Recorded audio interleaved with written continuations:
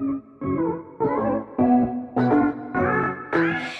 guys, what's up? Welcome back to my YouTube channel. It's Crystal, and I know I am not that peppy right now because today's YouTube video is serious. It is not jokes, it's not pranks, it's not games, it's not challenges, it's not a sleepover vlog, it's not a TikTok vlog, it's not a seaside vlog. It's a very serious topic that we will be talking about today. So today's topic is about 9/11, and today is 9/11 when I'm making this. I'm not sure if you'll be seeing this on 9/11, but if you are, that's a good thing. I'm posting this on 9/11, so this is a very tough topic to talk about, especially to the younger viewers watching, because I looked at my subscribers. There's a lot of younger viewers that are subscribed to me, and I really don't want to get into too tough of a topic, but 9/11, the whole thing about it is like tough, so it's pretty harsh.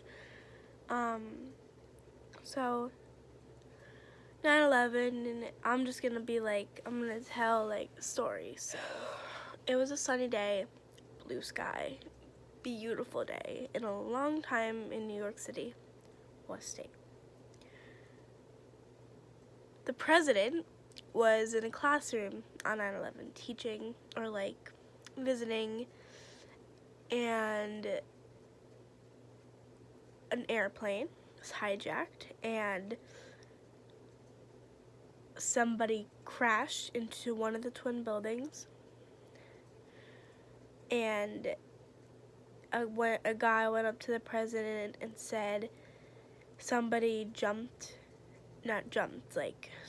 a plane crashed into one of the twin buildings. I'm still not 100% sure if it was the right or left one first, but it was one of them, and the president was like, okay, it's an accident, this is just an accident, it's not gonna happen again. And then about a couple minutes later, the second twin tower, a plane crashed into it, and when the president found out about that, they were like, this is not an accident, this is on purpose. And about half hour after that, the first twin tower fell, it collapsed, and there was smoke everywhere. The smoke filled up New York City, and if you had a resident that lived in New York City or near those towers, they could have been gotten very ill from like the smoke. Sorry, I'm not laughing about that. My dog was doing something over there. So if they did, I'm very sorry. I actually had somebody in New York City at the time. He was my uncle, and he was there that day that happened, and he said there was a lot of smoke, a lot of people, and everybody was just trying to get out of New York City. There was just way too many people. Like, he said he couldn't move, like. And then not long after that, the second tower fell, and people that were in the towers that couldn't get out were jumping out of the windows because they rather jump out of the windows than like burn in the fire. So they jumped out of the windows, but you know. So after they collapsed, I'm not 100% sure if this was before or after the twin towers, but another plane got hijacked and crashed into the Octagon, I'm pretty sure it's called that, and it's right outside of New York, Washington, D.C., and it crashed into that, and that was where a military base was, I'm pretty sure. I'm not 100% sure about this, guys. This is what I've heard. I'm not sure if this is true, but shortly after that, another plane was hijacked, fourth plane. As I said, there was 4 planes, and that one,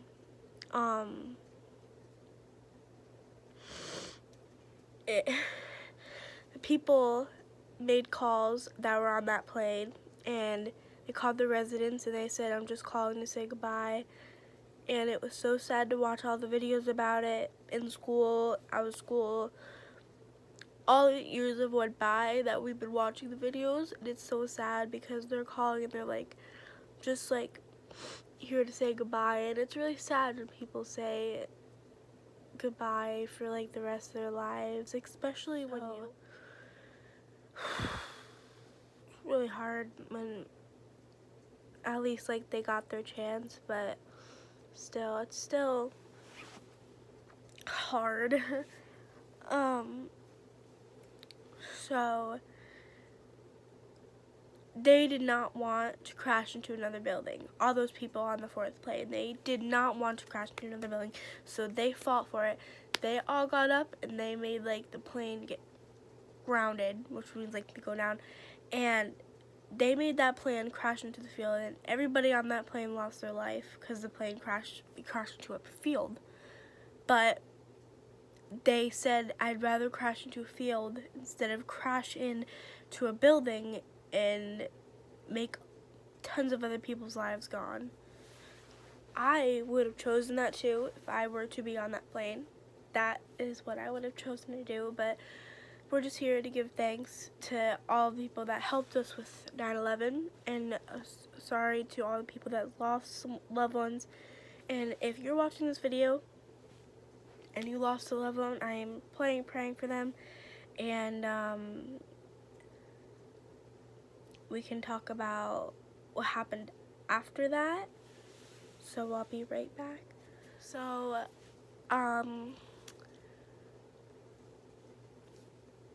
here's the only thing with this. It's the hard part about 9/11 is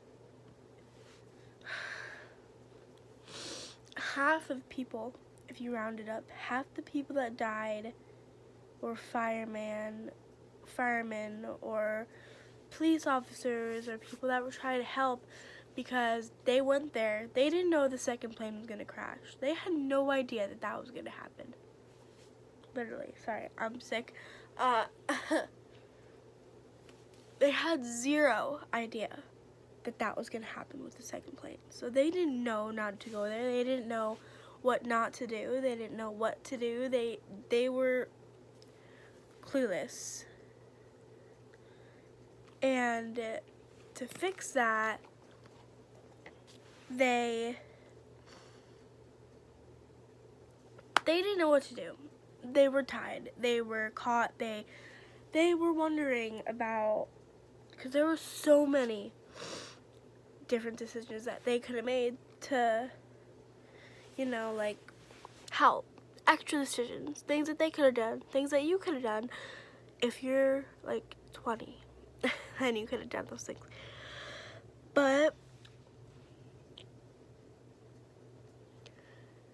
that's what people had to deal with then, and it was really sad. So I'm not here to make fun of anybody. I'm here to explain the story to you guys. And I don't want, I'm sorry, I turned my ring light on. I'm not here to bully anyone with any hate or literally anything. I'm just here to help bring thanks. So I'm going to show you guys an image quickly.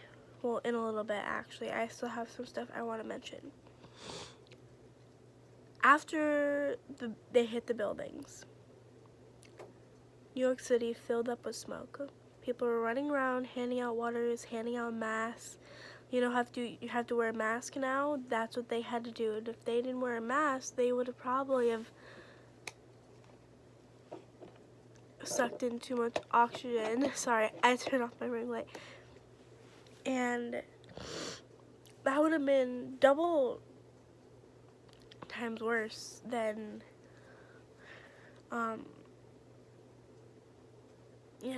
but things are hard like that for trying so hard not to cry. So from the amount of stuff that we learn in social studies about 9/11 and other things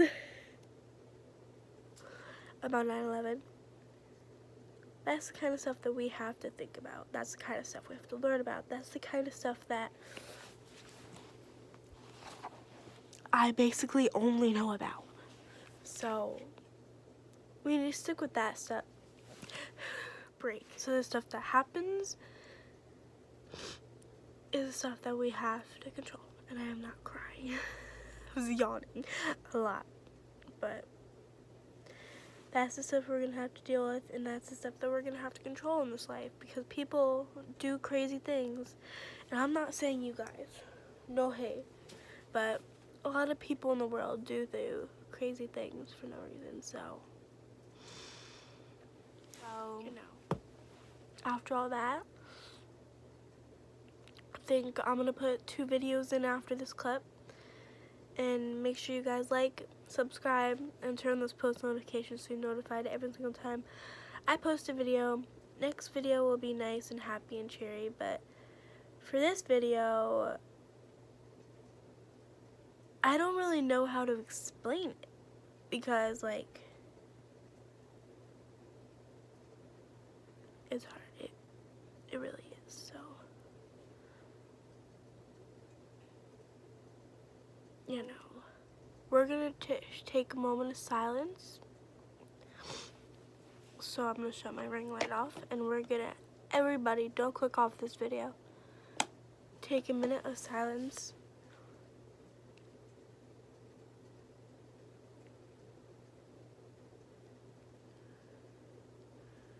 Think about your loved ones. Think about the ones that you lost. Think about the ones you want back. Think about what you did with them.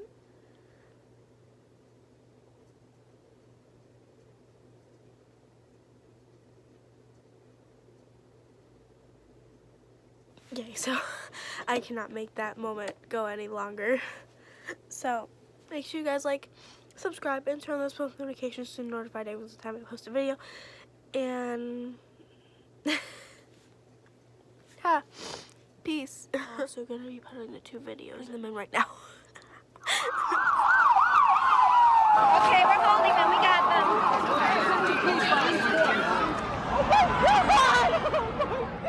It was all just too much. What we were watching couldn't be real. Our minds, our souls refused to believe it. The enormity of it all. The shock soon turning to sorrow. As we realized so many people would not be going home to their loved ones that night. The grief was uncontainable. The missing, the unaccounted for, their pictures and the pleas that accompanied them were cries for help. He's my best friend in the world. He was a great dad, and hoping he could still be a great dad. If not, we love you, Roland. And expressions of hope that somehow, some way, the unthinkable had not happened. There was heroism in the air that day, the way the passengers and crew refused to let the terrorist turn a plane above Pennsylvania. So as you can see, these are the buildings when they were hit and what they look like when they were on fire. And if these are too strong images for you, you may click off this video. I totally understand, but there was a lot of smoke and they were erupting the whole city. There's one of the planes going into the second building. There's what it looked like after, and that's what. So Given that's how we live it, don't be mad at the system, it's simply how we've existed. I hear a lot of people talk.